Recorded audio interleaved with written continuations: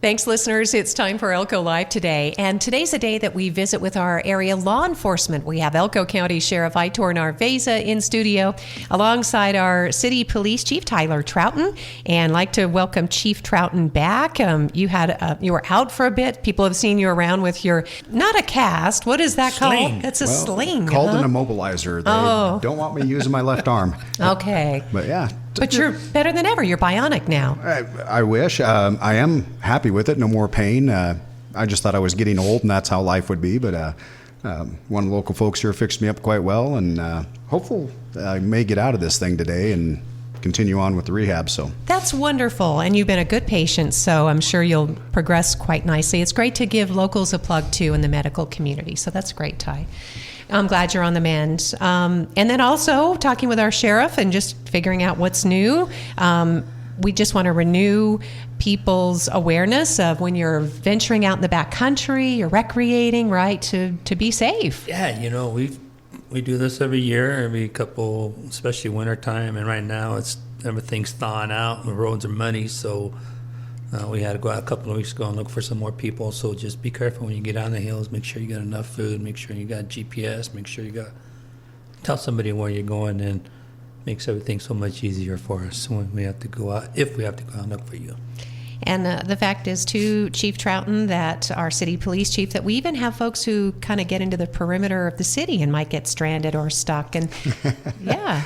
Well, I was going to say, one of the things, remember, it's spring, snow's melting. There's always avalanche concerns, but the streams are moving fast. They're often deeper than they look. And for a couple of our folks here who just thought they'd tootle across the river in their semi-off-road vehicles, that was probably a little costly for them.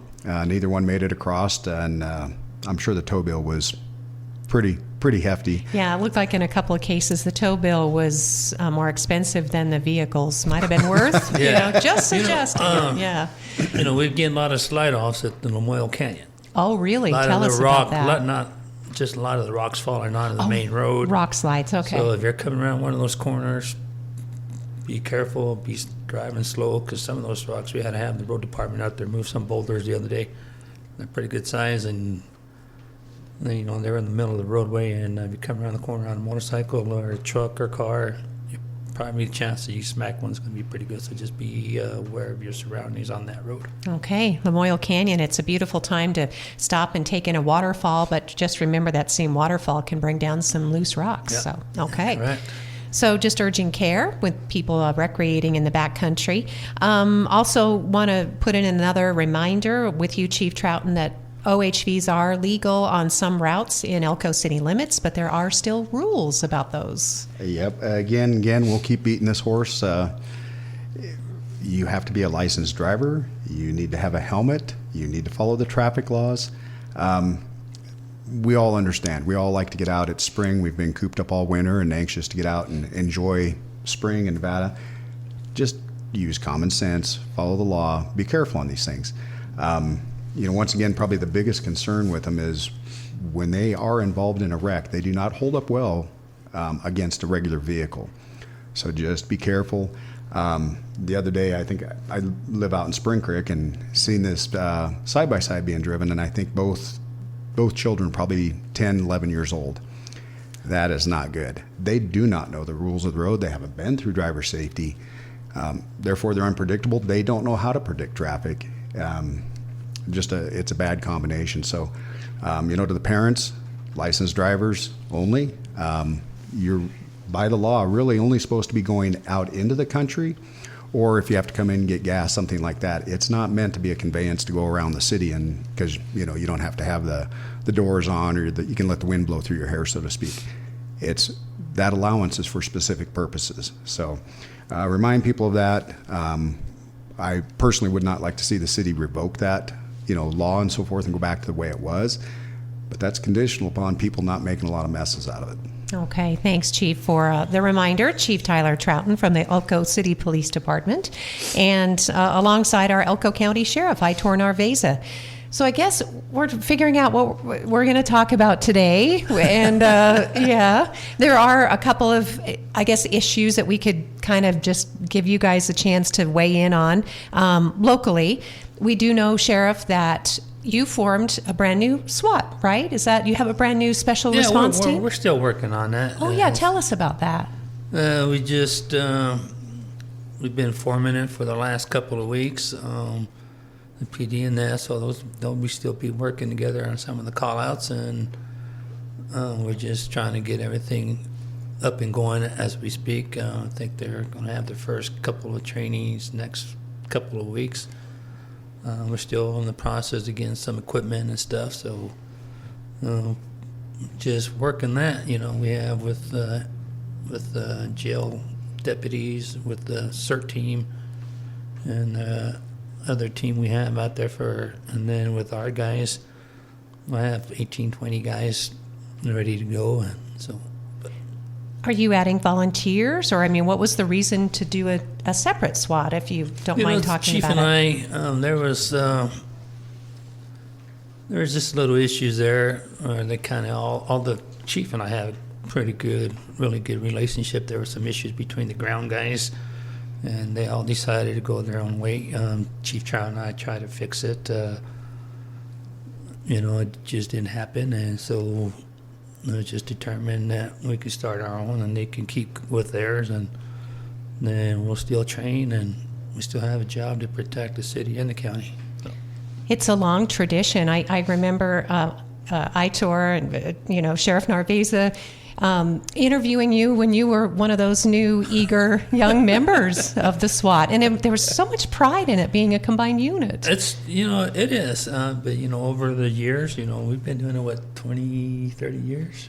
About 30 years. Because I think you and Chief Trouten were on that early SWAT together. We tested together, and so it is what it is, and we'll just keep working with it both, and we'll be there for them, they'll be there for us, and we still have the same relationship, But this was just all the guys on the ground. It wasn't a Chief Trouten Aitor deal. There were some issues there. Personalities, it sounds like, or differences in training or mission, and I'll let the Chief talk about it too, because he's like, and you guys are longtime colleagues, but the community is interested in this issue, so I know you don't mind talking about it. No, so it's just there were some on both of our parts, the city and the county, and there was some of the guys weren't getting along together.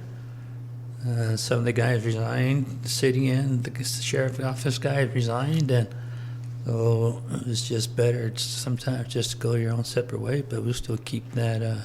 We'll still have that communication available. Will you be able to share equipment like before, or is that going to be an expense? No, our expense is already.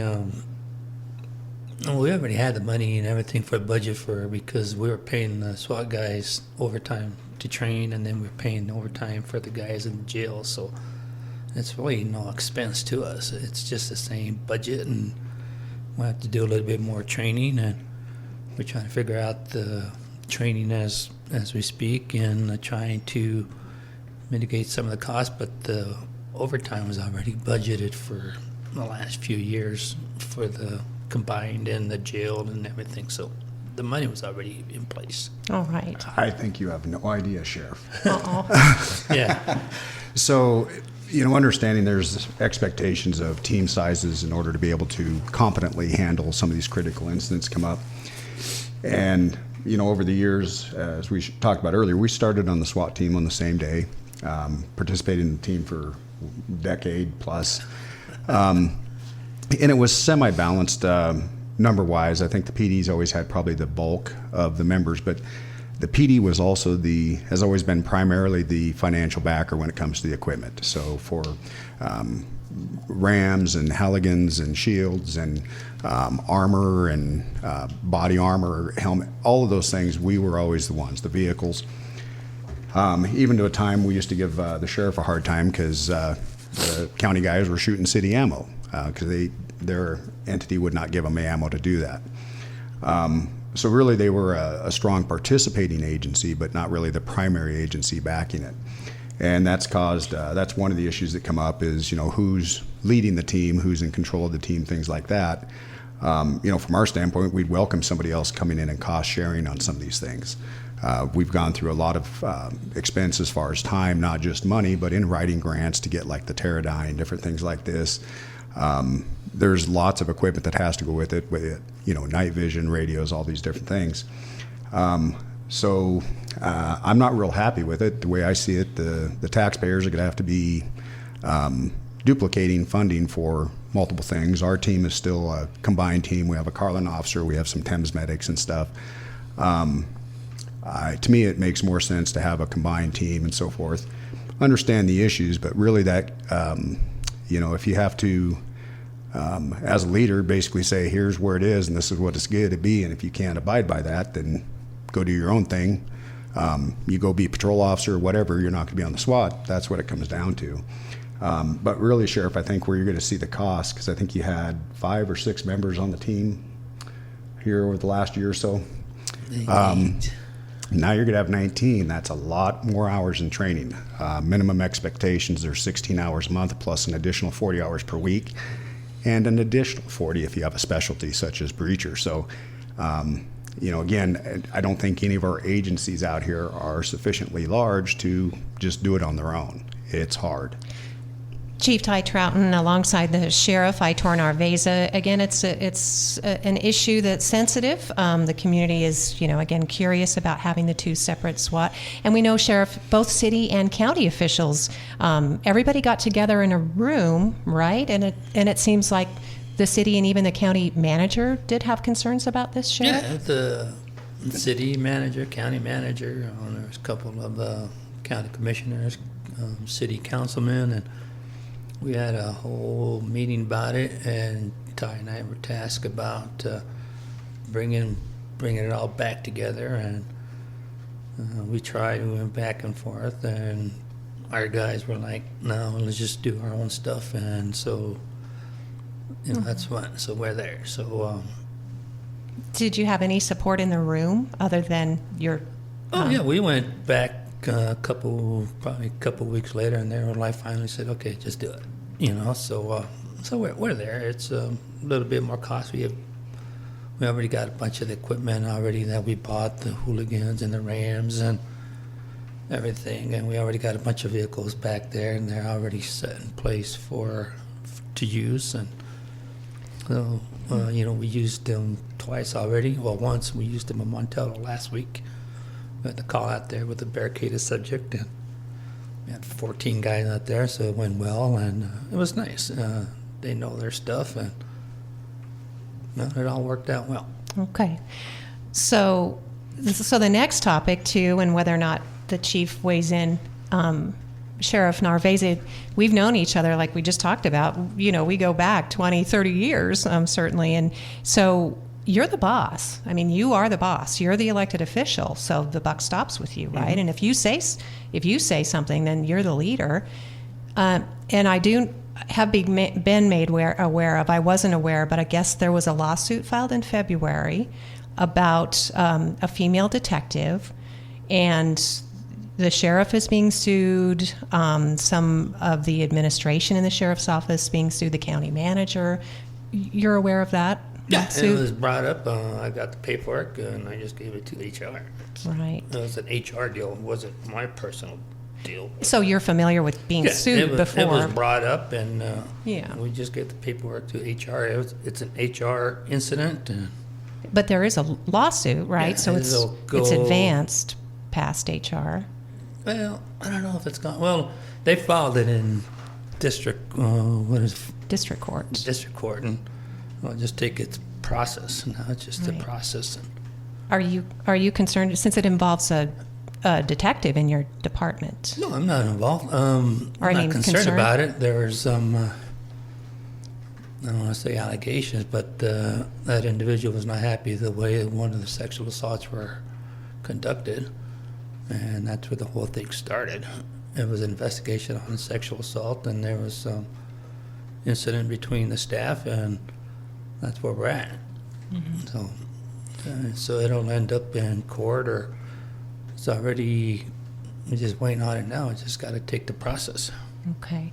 And apparently the person brought the suit because they felt that their concerns weren't being addressed within the department. I don't know, Sheriff, if that's... Yeah, it was, basically it was a sexual assault that occurred in the county. It was this individual, there were some comments made, the way the investigation was being handled. There were comments made on both sides. And the comments undermined her performance, I think is what she was complaining about. I don't think it was her performance. I think it was just something happened between her and another individual, and it got filed, and it is where it's at. Okay. You know, now it will work its way through the courts and see what happens. Okay. So, Sheriff, are you concerned about, you know, how this impacts the morale or the interior workings of your department? No, I mean, not at all. Anybody like... could file a lawsuit for whatever you're being, if you feel you're being discriminated against, and if I say something, you know, sexual to somebody, or you can file all that kind of stuff. And it wasn't nothing sexual. It was just a working deal on this sexual assault. And so it was filed, and now you'll sit in the court and see what happens. Like, you know, that's the way the thing's lawsuit. You can file it today, and you can wait 4 years, 5 years before you hear something. And this is something you're familiar with? I mean, has this happened before within the department? People have sued, or... Well, we've been sued numerous times. Right, sometimes by inmates or families. Inmates, so it's all the time. Right. But this is an employee. Now, is the employee still with the department? Yeah. Okay. Yeah, they're still in the detective role, and they're just working. Matter of fact, they're working, and it was one bad deal, and so everybody's still working. Everybody's playing fair, and so we'll see where it plays out. Okay, Sheriff. Thanks for talking about that again, too. It's just, obviously, if things leak out into the community, right, and then it's important to have conversations so that it either upholds the confidence in the sheriff's department, or, you know, people can continue to ask questions. But as I said, I pointed out, you're the boss, right? And your administration keeps you informed. You know, it's like anything happens, you know, people, you know, my department, the chief's department, if it's said there, and Ty and Chief Trouten and I won't know until we get the paperwork, right? Mm-hmm. And so we got the paperwork, I read through it, I gave it to the county attorney, and that's about it. We'll see where it plays out. Yeah, we do have a county HR department too, so obviously. Yeah, so it's their involvement. I was never involved in it myself. It went from there to HR, and that's where the whole thing took place. Okay. Obviously, these things can sometimes be settled too out of court, so it may not make it. Yeah, it might not even make it to court. It could be thrown out, or it could be ruled in that individual's favor, or in a settlement or something, and then or dismissed, as you just suggested, dismissed too. Or settled, or okay. And thank you, Sheriff. Is there anything else about that, or you know, anything that we talked about that you want to make sure people understand? So that it's a process. You know, it gets filed, and this one was not filed within the department, went straight to HR, and that's how we found out about it. So we had no idea.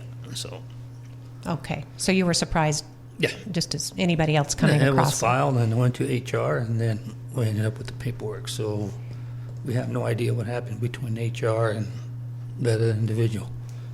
Okay. So we personally were not made aware of it until we got the paperwork that it was filed. Okay, and then there was an investigation after that, or? I believe there was an investigation with HR prior to this incident, but...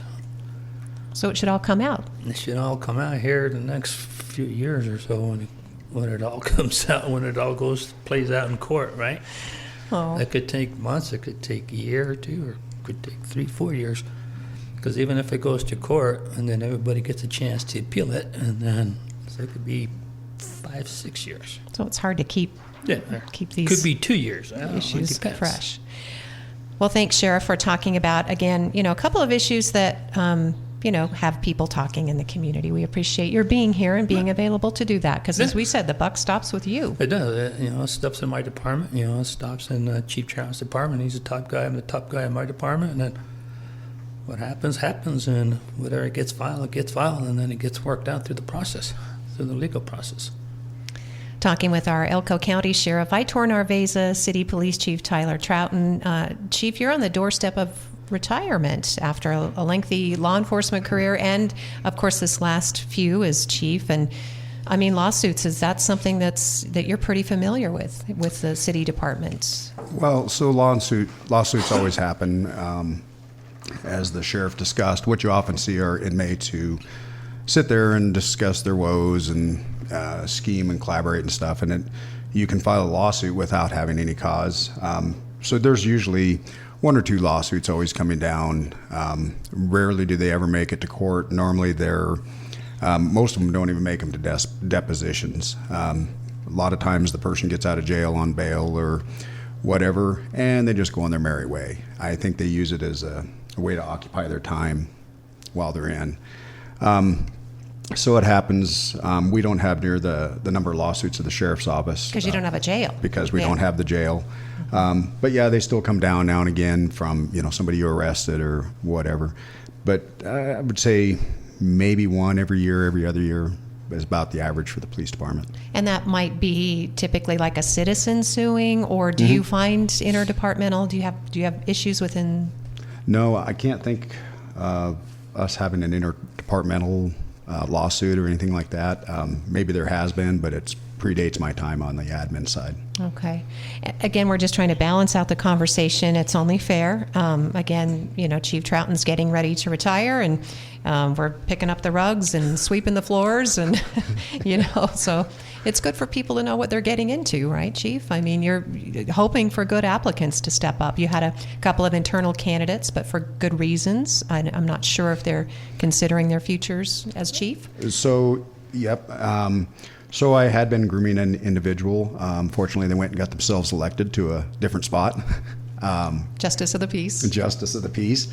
But there are requirements to be chief. It's not just, I guess, the decision of the council. They have to choose qualified applicants or from that pool.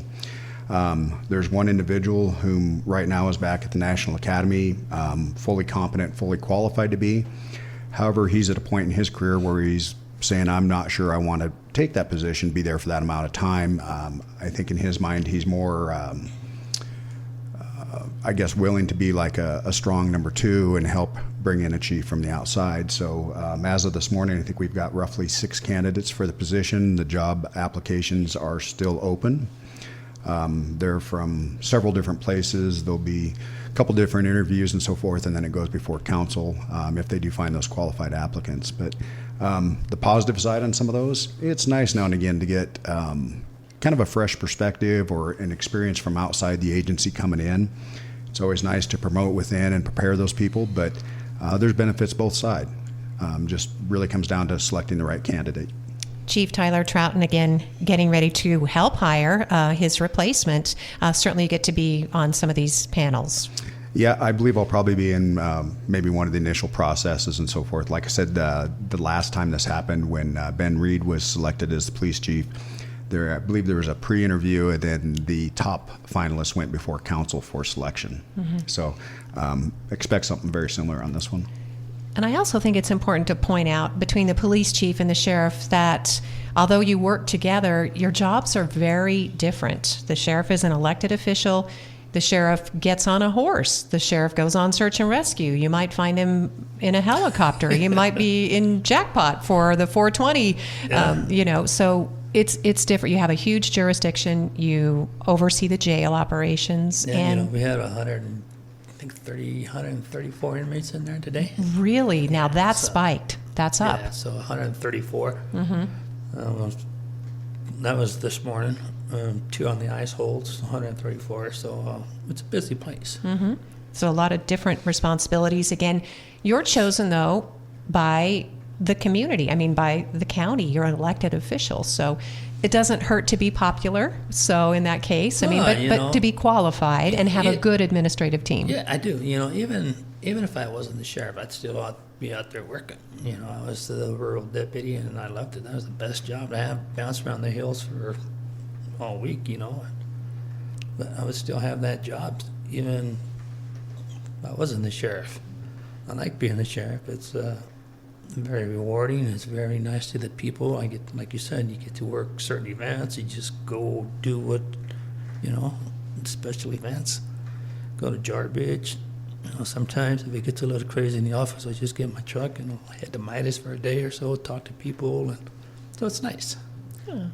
And it's important to do that rural outreach. Yeah, I was just in Midas the other day, last week. I had some guy that decided to take a bunch of tannerite and shoot it up on the hill, and took like 4 or 5 pounds of tannerite. Didn't realize that he shook all the windows. And oh, that's an explosive. Okay, yeah, I was like, are you talking about drugs? No, you're talking about just explosives. tannerite. Okay, And he blew all it, right. and people were upset because he shook all the windows in Oh, Midas, boy. and stuff was coming off the walls, and he's like, well, it's just tannerite. Well, I get it, but Yeah. So that's the kind of thing that you might deal with day to day. so I go out there and talk to the guy, and he's like, hey, thanks for coming out, So, but it's nice. I went out there, I had coffee with Jackson's and stuff at the bar, talked to Paige. And Visit ranchers. Yeah, That's important to them visit, too. and So I just made a whole day of it, so that's a bit different than your day, Chief Trouten.